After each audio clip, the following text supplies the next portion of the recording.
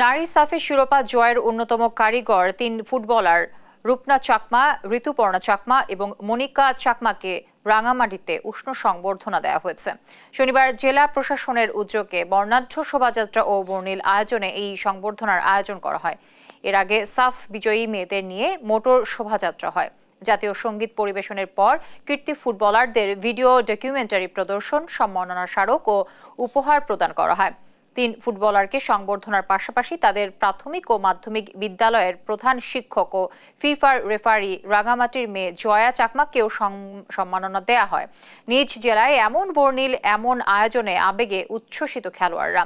৩ কীর্তি footballer সংবর্ধনা দিতে পেরে গর্বিত, আনন্দিত এমন জানিয়ে তাদের পরিবারের পাশে থেকে সহযোগিতার আশ্বাস দেন সংশ্লিষ্টরা।